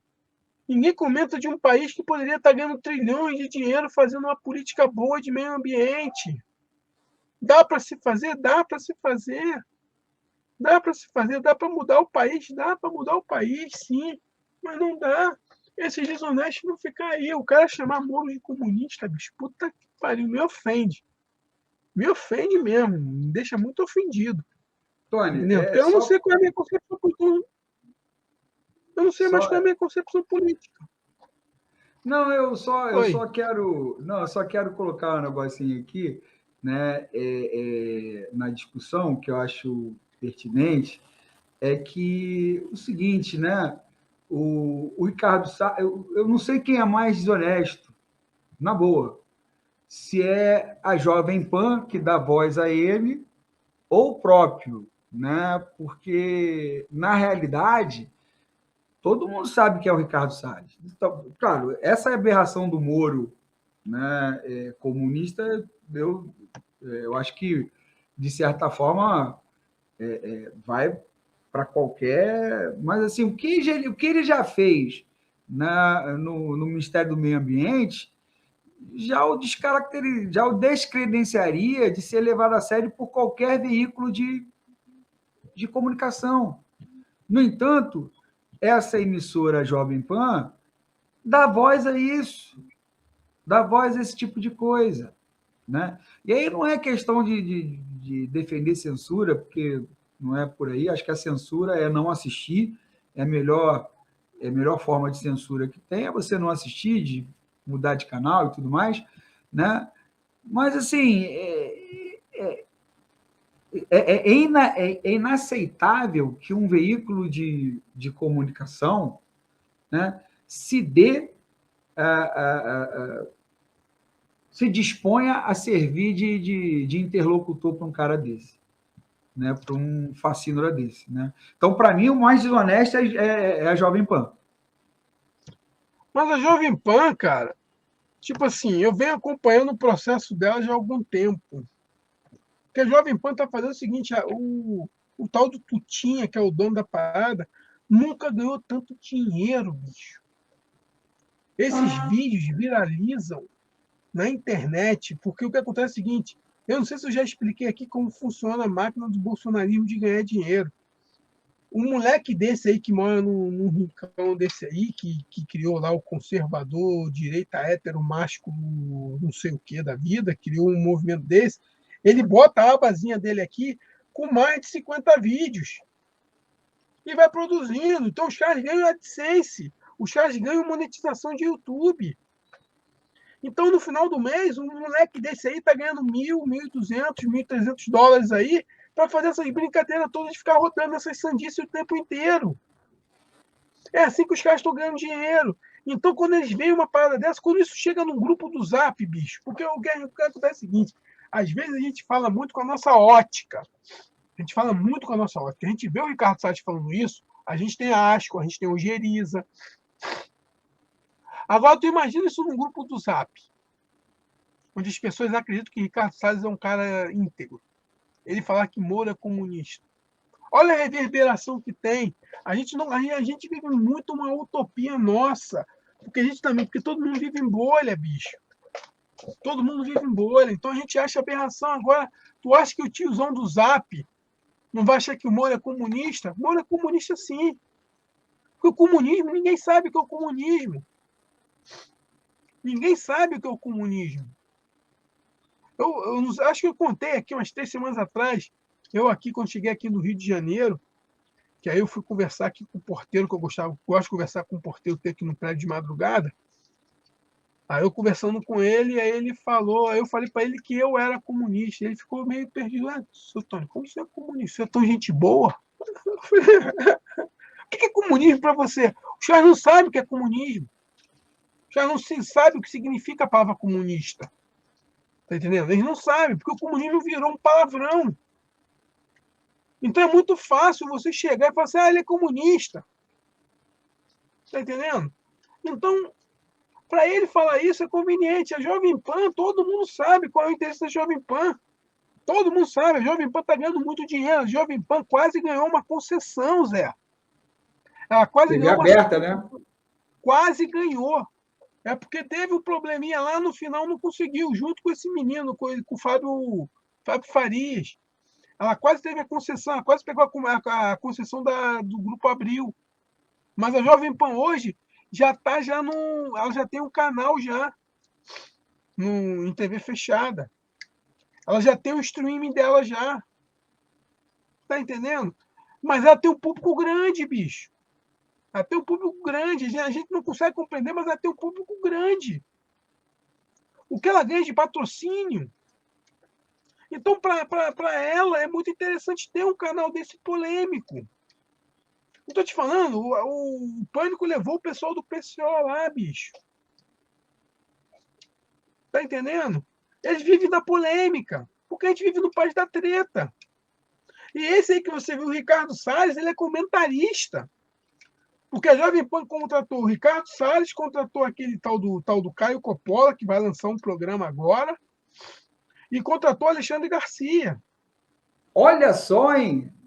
Que tríade! E você tem esse maluquinho, esse tal de Adriles Jorge. Não sei se você já ouviu parar para ouvir o Adriles Jorge. Sim, teve naquela confusão com o Marinho, o Adriles Jorge. Né? Tem que ver as coisas que ele escreve. Puxa saco do Bolsonaro. Mas tem que ser, bicho, tem que ser. Porque tem muito dinheiro. A gente não consegue entender. Às vezes, por isso que eu falo, às vezes eu faço as minhas análises, às vezes muita gente não leva fé um pouco nas minhas análises, porque elas não têm o meu viés de confirmação. Eu tento não ter o meu viés de confirmação, eu tento fazer análise, bicho, no que eu estou vendo.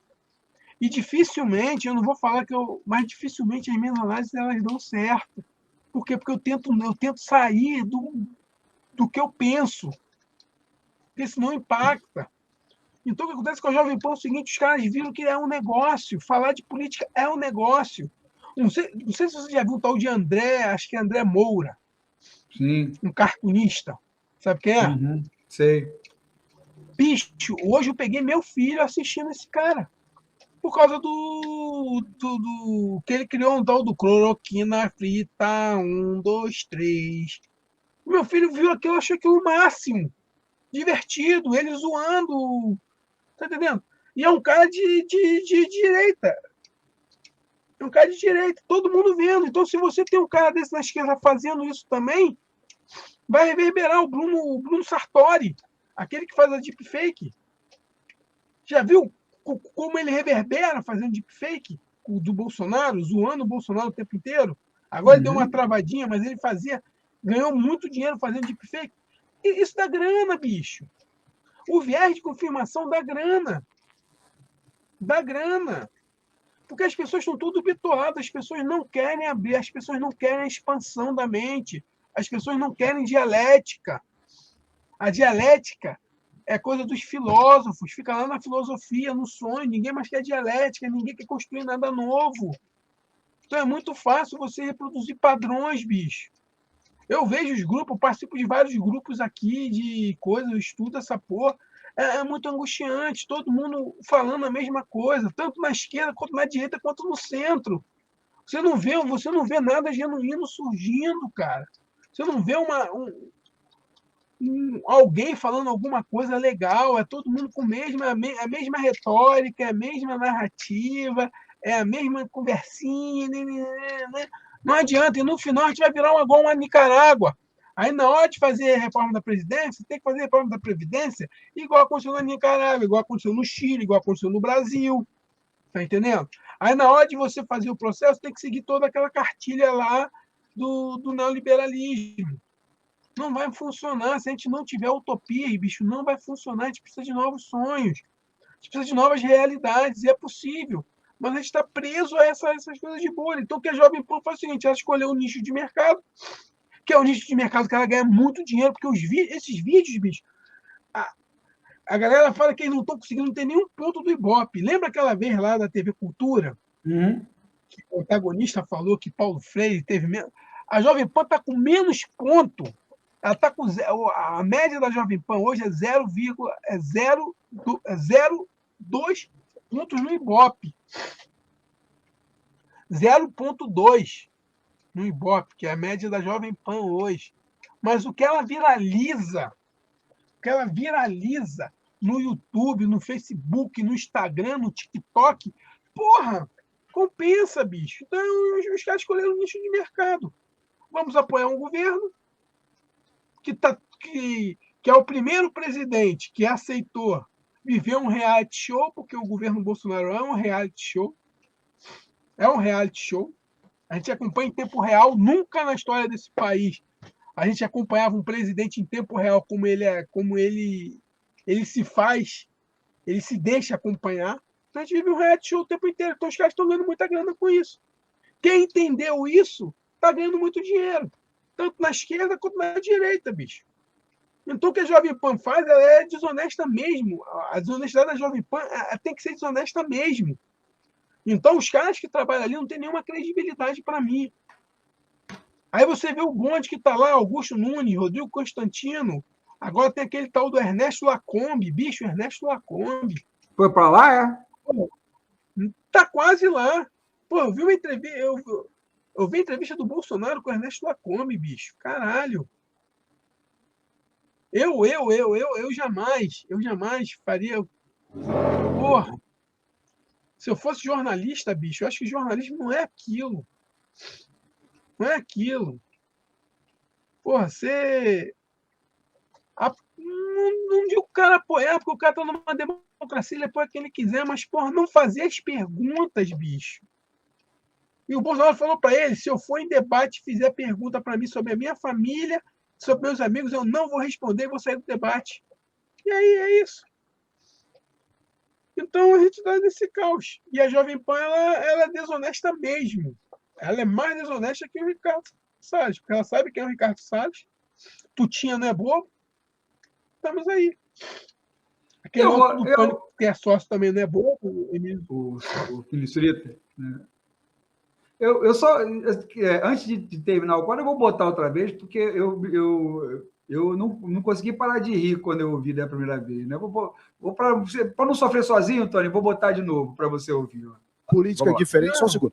Em relação que a política é diferente do Sérgio Moro, é a política da dissimulação, né? Da traição. O cara aceitou ser político, aceitou ser ministro do Bolsonaro, sabendo que não tinha nada a ver com o governo, que ele é de esquerda, que ele é contra as armas, ele é a favor de droga, ele tem uma visão. O Moro é comunista, lógico que é comunista. Comunista no sentido. Me ajuda, vai dizer que o Moro me ajuda. O Moro é centro-esquerda, lógico que é o Moro é um tucano. E o Moro é um tucano. Sensacional. Não, tucano ele é, sim. Talvez seja a única parte que foi correta. Cara, aí o que dessa... é o Podemos?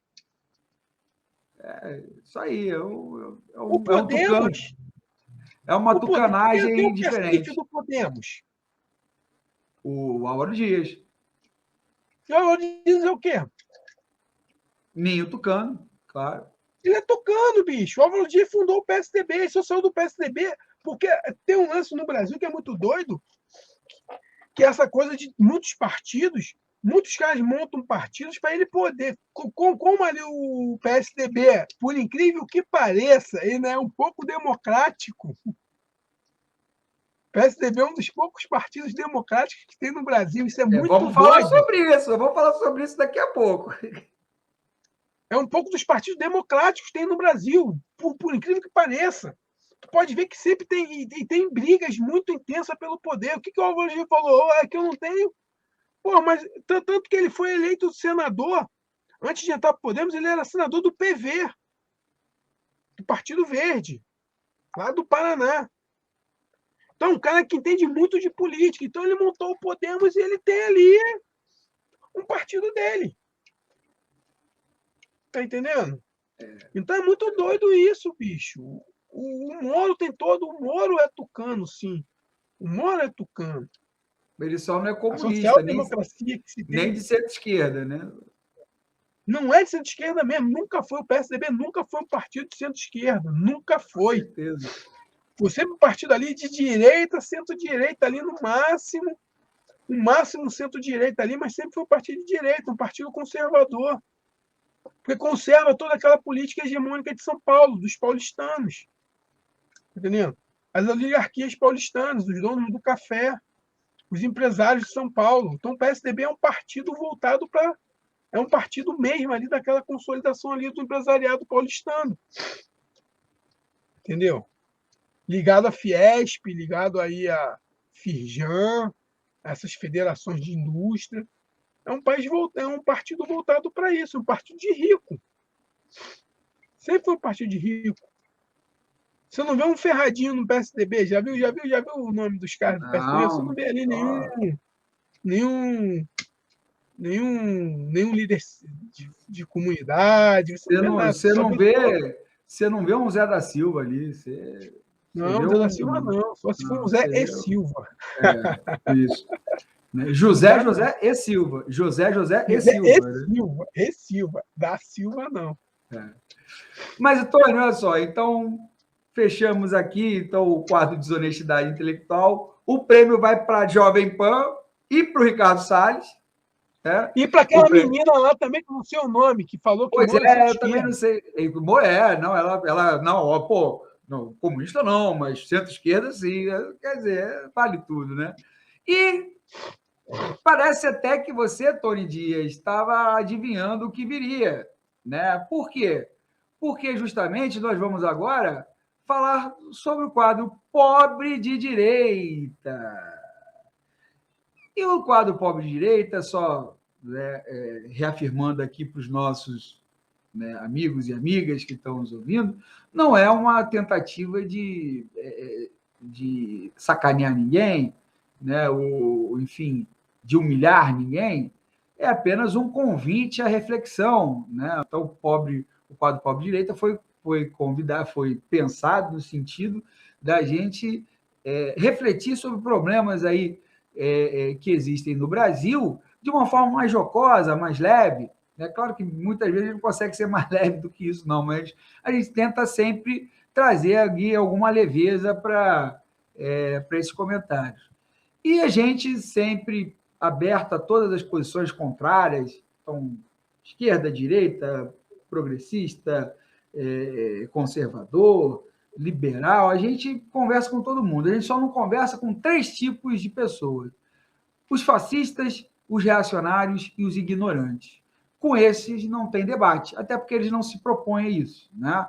Fora isso, meu amigo, minha amiga, se você, por exemplo, se sentiu afetado pelo quadro, né, e quiser nos procurar, né, para conversar, fique à vontade, porque aqui nós acolhemos as divergências, né? Então, a proposta é essa reflexão e talvez pensando junto, a gente consiga trilhar um caminho comum, né? Mas, Tony Dias, né, o pobre de direita, ele já foi tucano. Aí, ele saiu do ninho tucano e foi para o Bolsonaro, em 2018. Né? Tô mentindo? Não, né? Não. Aí, Bolsonaro se revelou assim um fracasso do ponto de vista econômico, do ponto de vista político, né? E ele está começando a flertar com o Moro. Começando. Mas aí, Tony Dias, o que acontece? Prévias do PSDB. Acompanhou as prévias do PSDB? Né? Acompanhei. Pois é, teve todo aquele imbróglio lá do aplicativo que não funcionava, né? A eleição era para ter sido feita no sábado passado, só foi feita hoje, através desse aplicativo. O aplicativo deu pau, dizem que foi hackeado, né? Dizem, nas más línguas dizem que foi hackeado, né? Mas isso aí é maledicência, não estamos aqui para isso, né? Pode ser que o aplicativo seja uma porcaria mesmo. Eu sei que isso adiou aí o PSDB, que é um partido tido como muito organizado, aquela coisa toda, símbolo de organização, papá, foi de um amadorismo muito grande nessas prévias. Tanto é que logo o Valdemar da Costa Neto até tirou uma farinha com o PSDB. O Valdemar não, desculpe, o Kassab tirou até uma farinha com o PSDB, que falou: a nossa convenção a nossa prévia vai decidir, não vai ter adiamento, não, nós vamos decidir o nosso candidato na hora, assim, papapá, né? Mas, enfim, Tony, aí realizou-se a prévia do PSDB e deu quem? João Dória. Olha, os olhos do pobre de direita começaram a se iluminar quando viram aquela figura, né, assim, Faria Limesca, né, que o João Dória é a Faria Lima, né? Eu me lembro que ele fazia um programa chamado Business, passava na Bandeirantes, mas não, isso, era na Bandeirantes, mas eu acho que depois foi para outro canal, enfim. Foi para né? Record. Ele apresentou o Aprendiz. Não, isso não era o Roberto Justus? Depois, ele das 2 ou 3 temporadas. Pois é, enfim. O fato é que quando eu assistia, às vezes eu assistia aquele programa, já me dava um ódio dele apresentando, né, o programa, aquela coisa, aquele terninho bem cortado, né, aquela caneta Montblanc lá, que ele ostentava, já me dava ódio daquela figura. Né? Mas o pobre de direita, não. Agora ele também tem o Dória para se esmerar. E aí, Tony, o que você vai falar para o pobre de direita que já foi tucano, passou para Bolsonaro, está flertando com o Moro, mas hoje também está doido para voltar ao ninho tucano com o João Dória, hein? Bicho, o pobre de direita, ele não foi mais coisa ainda. Ele foi milico, depois foi Collor, depois foi FHC, depois foi Lula. Pobre de direita foi Lula, foi quando ele começou a se dar bem, ele foi Lula também. Depois ele virou revoltadinho online, depois ele virou MBL, depois ele virou Temer, depois virou Bolsonaro e agora vai virar Moro. Né? O que acontece? Ou vai virar Dória, sei lá. E aí, o que falar para ele aí? Olha, esse que ele está brilhando com a prévia do PSDB. Cara, é complicado porque falar em PSDB é um partido, sempre foi um partido de rico, bicho. E aí, quando a gente vê o tempos áureos do PSDB, na época de Fernando Henrique, quando ele trabalhou um pouco com a social-democracia, muito ligado ali àquela coisa. O PSDB, não, apesar das privatizações, fez o governo de social-democracia, baseado ali naquele Tony Blair, naquela coisa ali, estava rolando ali no século, na década de 90. Aquela coisa que veio depois lá da Margaret Thatcher, aquelas maluquices todas que ela fez lá junto com o Ronald Reagan. E aí ele foi um governo que trabalhou muito social, colocou o social. Não estou defendendo o PSDB, não, mas a gente tem que fazer também um recorte justo. O PSDB implementou muita coisa social na década de 90. Muitos dos programas que depois o PT desenvolveu e embarcou foram criados ali pela Ruth Cardoso, pelo aquele grupo que tinha ali ligado ao Fernando Henrique, pá. Tem as suas falhas, mas não foi um governo ruim, não. Não foi um governo ruim. Tem as suas falhas, teve as suas falhas, mas também teve acerto. Teve alguns acertos ali. O que acontece hoje é que o PSDB ele se descaracterizou muito. Ele se descaracterizou. O eleitor do PSDB migrou para o bolsonarismo. O eleitor que votava no PSDB, ele migrou para o bolsonarismo de uma maneira assintosa. O próprio PSDB tem uma ala bolsonarista. Inclusive, praticamente a metade do PSDB é bolsonarista. O Eduardo Leite.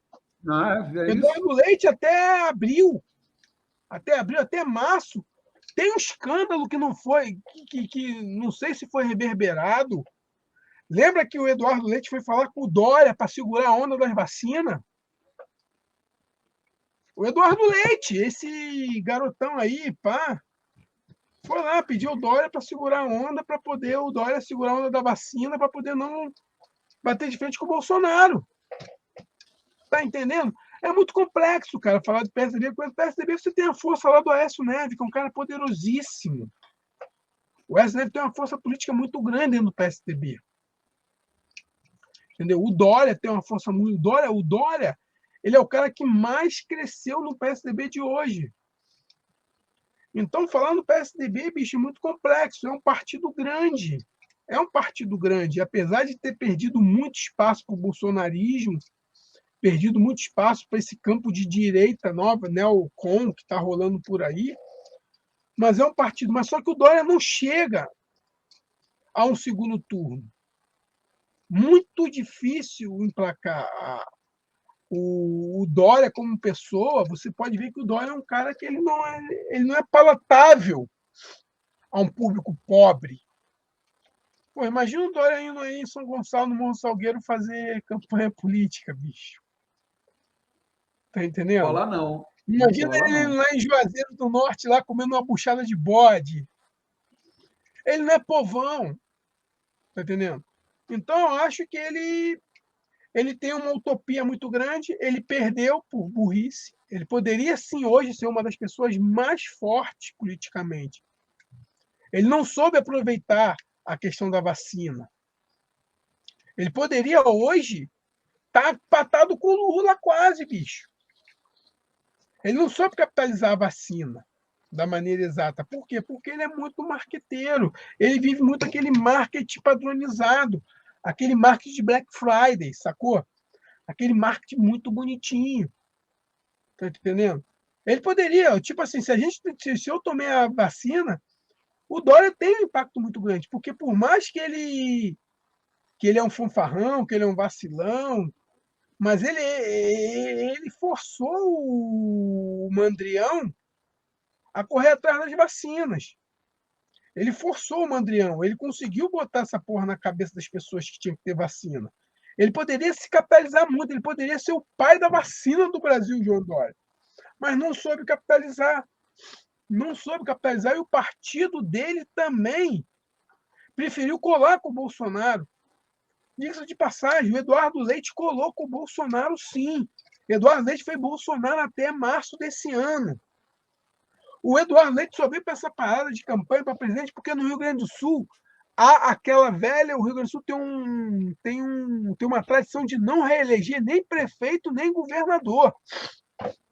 Por isso que ele veio para essa paradinha toda, para ele tentar aí conseguir emplacar o nome no cenário nacional. Tá entendendo? Não é um santinho, não. Ele era Bozo, ele foi Bozo. Aí quando o Bozo, quando ele fechou a cidade lá em Porto Alegre, lá no Rio Grande do Sul, que ele teve que implementar medidas restritivas mais severas, foi quando ele teve a briga com o Bolsonaro. Ele era a favor do Bolsonaro, sim. Sempre foi. E assim ele era como o Dória, né?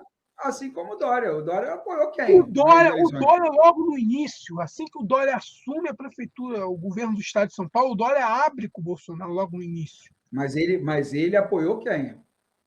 Ele apoiou o marketing do Bolsodória. Ele foi Bolsodória, mas ele foi para poder ser eleito.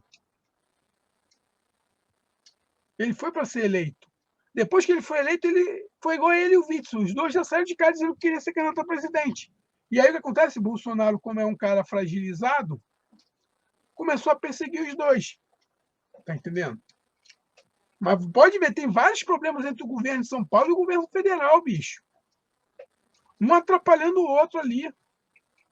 Era uma coisa que não acontecia quando o Lula era presidente.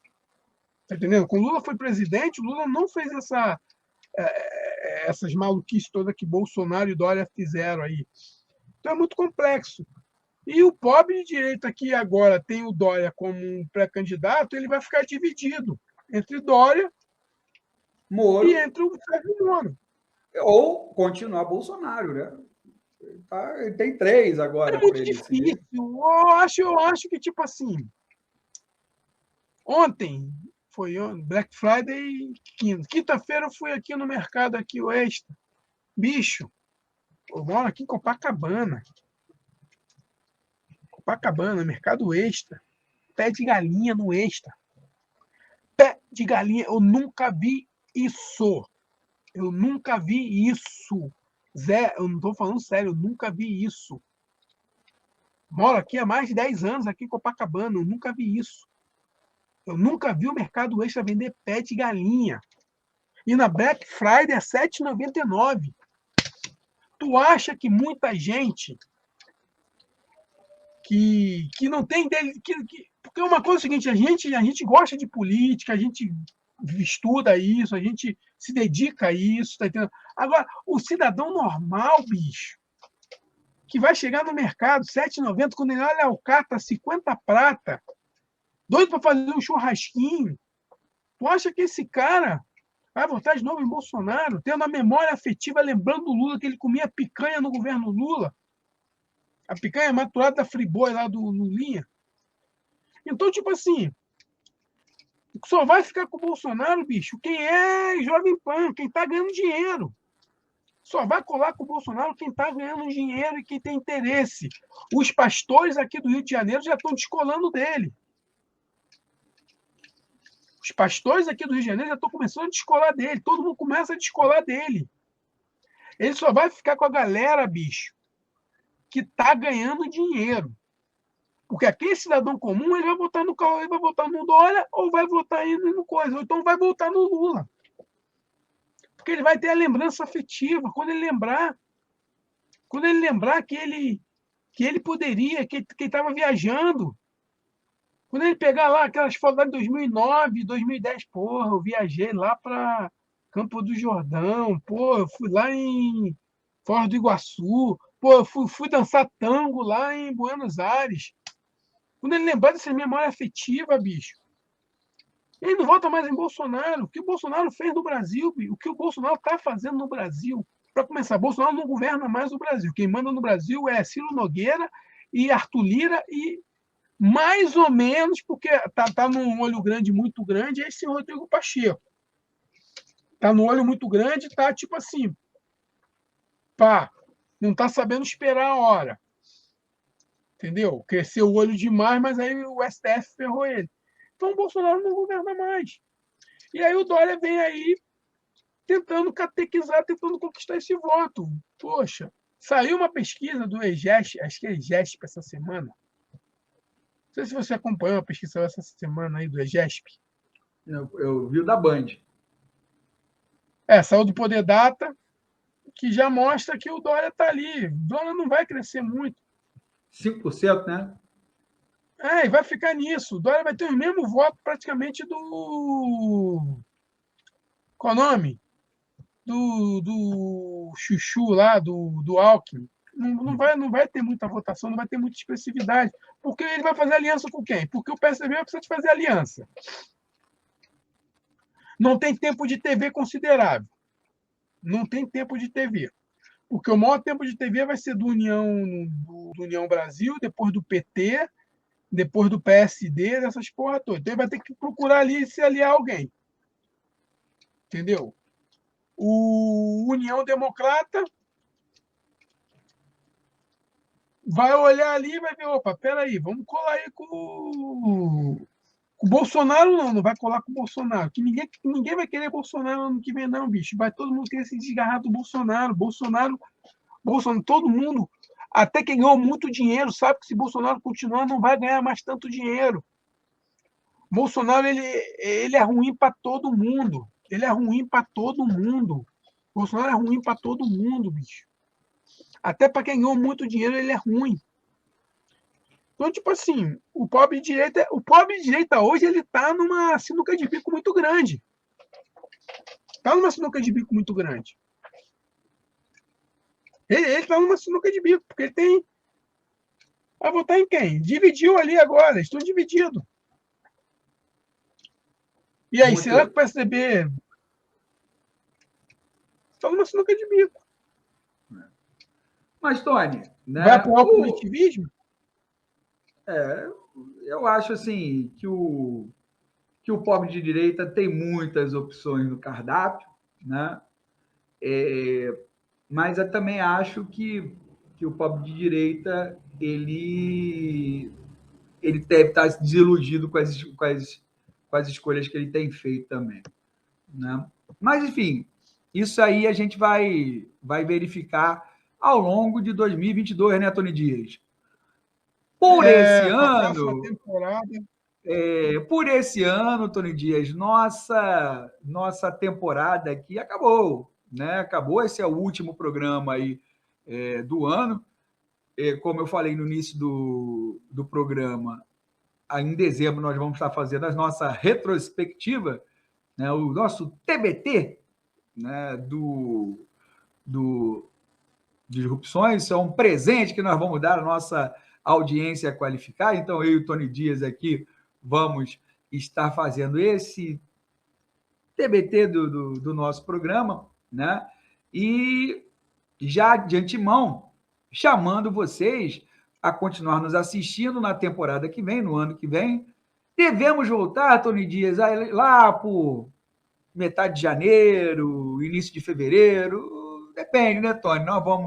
Em dezembro, nós vamos estar conversando aí, reformulando o programa, e ano que vem nós vamos aí ter um produto aí, um programa novinho para vocês, né? Reciclado, repaginado, né? Só que com essas duas mesmas caras. Não sei se teremos outras, mas essas duas estão garantidas. Então, meus amigos e minhas amigas, nos despedindo aqui, um bom ano para vocês, um bom final de ano para vocês todos, e continue nos acompanhando aí nos nossos canais aí, e nossas páginas, tanto no nosso perfil no Instagram, nossa página no Facebook, né? No nosso canal de Disrupções, canal de YouTube, e nas plataformas de streaming de áudio que nós estamos aí, que é o Anchor e o Spotify. Então, até mais, bom ano para todos aí. Tony Dias, um abraço, né? Nos vemos ainda, porque ainda temos que editar programas para o final do ano, mas de novidade, mais nada, né, Tony? Então, tchau, tchau. Tchau, tchau. E cuidado com a terceira via, bicho. Cuidado com a terceira via.